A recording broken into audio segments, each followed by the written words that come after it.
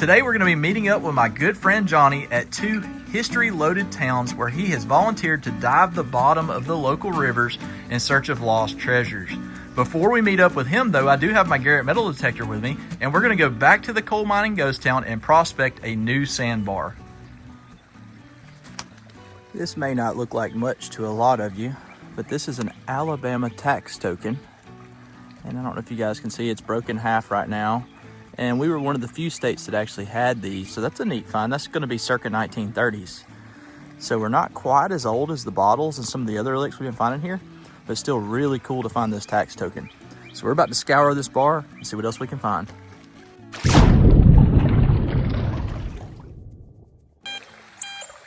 That is crystal clear. Stop breaking up whenever I turn. So I just uncovered this. I can see the wheels on it, and it makes me think it's going to be about the same era as that tax token. Let me wash it off so we can take a better look right here in the water.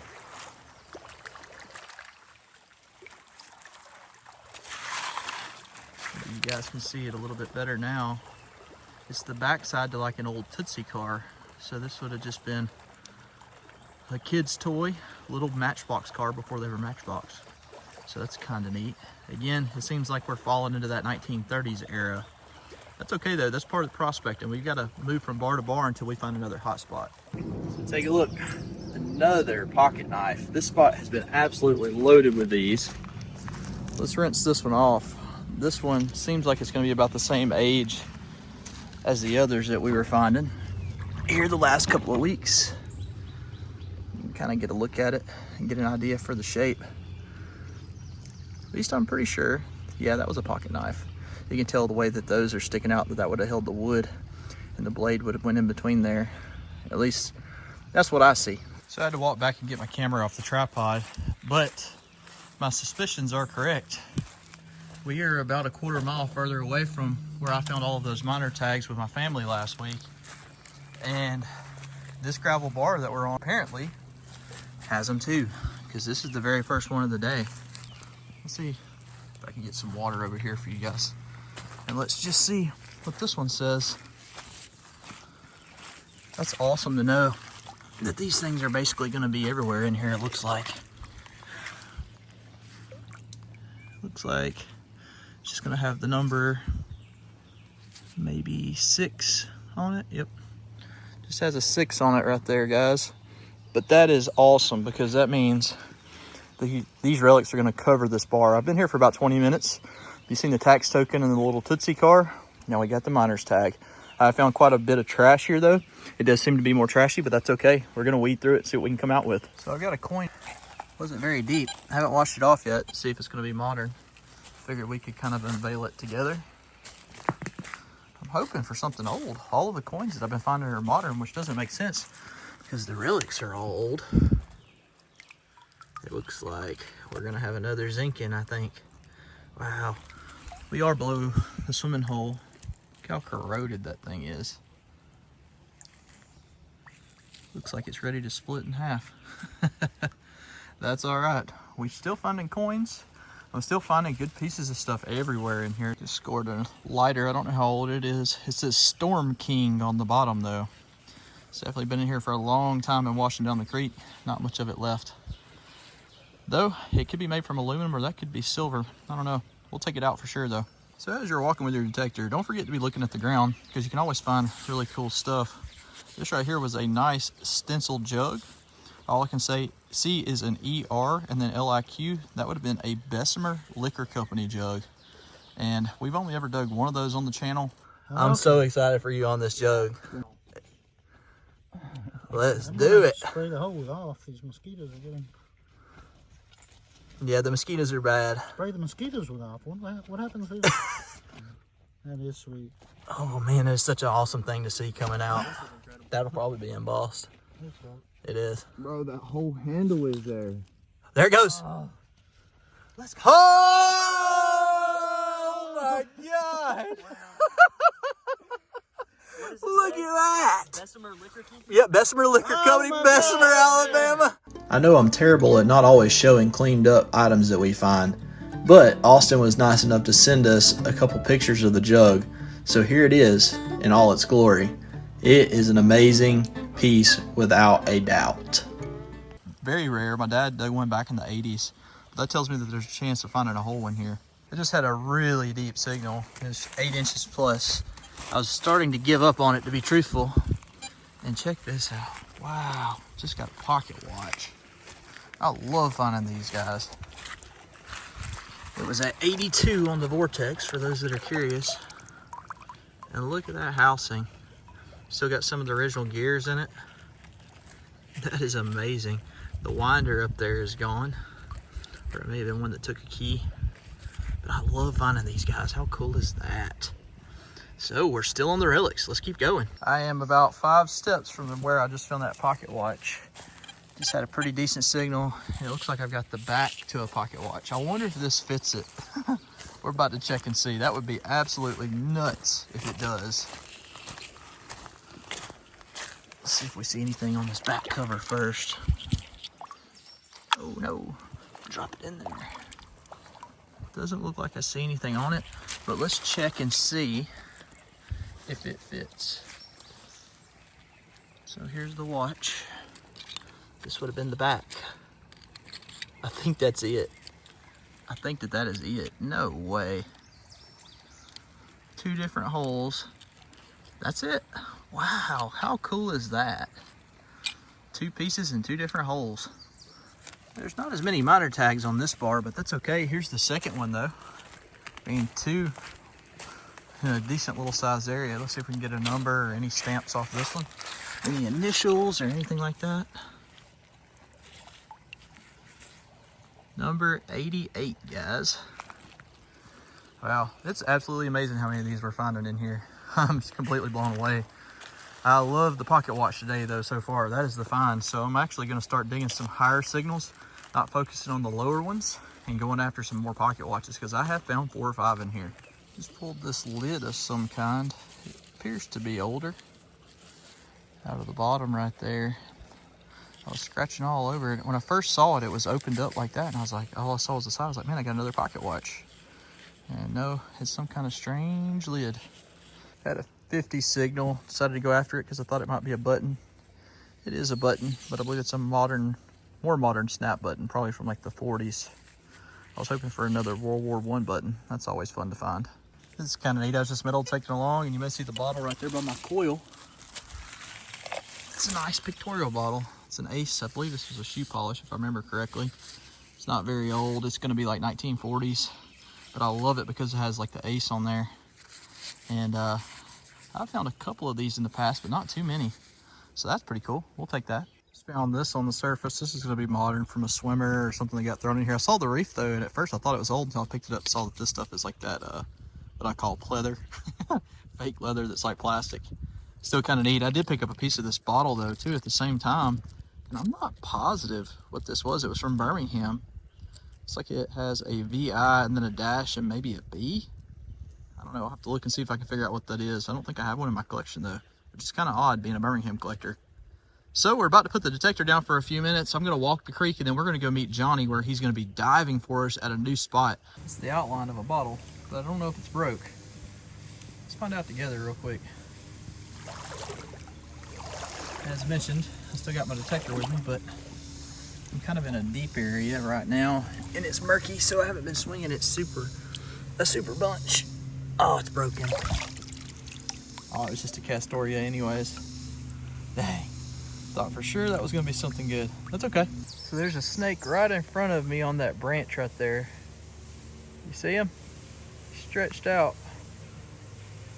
Probably about a 4-footer. Doesn't appear to be a water moccasin. I think he's just a water snake. Let's see how close I can get before he drops off. I was actually just about to lay my detector down right there by that and hide it in the bushes while I walked up the creek. And I spotted him from way back here. It's a pretty good sized snake. Oh, there he went. Now then, is he floating towards me? Probably. So we're gonna avoid this side and go to this one. Not only do we have snakes and trees around here, apparently we've got fishing poles. Looks like the pole is broken in half, but the reel may be good. If I can get it off here, I'm gonna have to work on it. for a second. Oh, the handle's gone off the reel. That's crazy though. You see that fishing line, how it's caught around there? If it weren't for that, that would have been buried in the bottom of the creek for a very long time. Makes me wonder if somebody lost it off a kayak or if a big fish drug it in the water. Regardless, I'm gonna try to get it out of here. So see a bottle right there. Maybe modern. Feels like it is. No, it's not modern. It was an old beer, but it's definitely broken into a gazillion pieces. That's all right. We'll get out of here before it breaks and cuts somebody. He's pretty stubborn. I walked down the creek and came back, and he went right back into the tree. I cannot hunt that bank right there, and that's a good bank. I found some good stuff. But I don't feel like messing with this guy today. What would y'all do?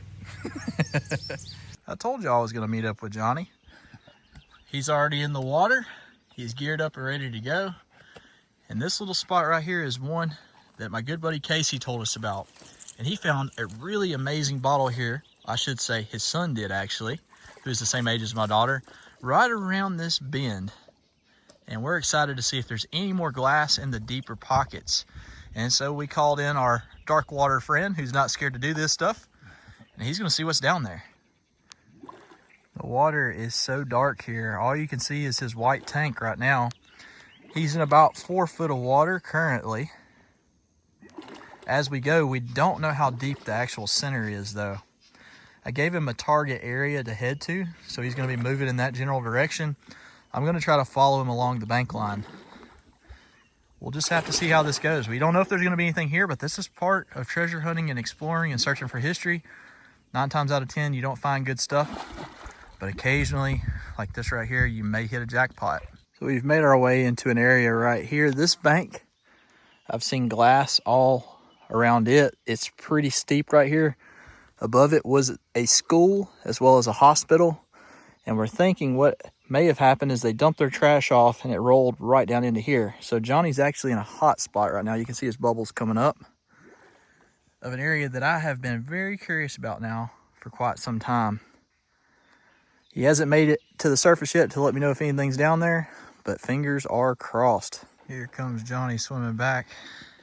I don't think he's done good on the bottom, guys. It's kind of crazy because this is the stuff that I'm picking up off the banks. Mason jar lid. Here's the side to a butter churn. Like, I just knew this spot was going to be absolutely loaded. This steep embankment, though, I guess maybe they only dumped a barrel or two of trash off of here. It's absolutely wild. You never know till you try, though, right? We have now moved to spot number 2. This is a old mill site dam. This would have been the chute that would have came around where the water wheel would have been to run everything. Johnny's gonna dive the front side of the dam wall right here and see if any bottles were caught there. He's not nervous at all. I'm a little nervous for him though. He's like, it's not moving that fast. I said, it sure sounds like it's moving a lot. So he's about to go in over the wall, see what comes out. Hopefully he'll come up with a few bottles for us today.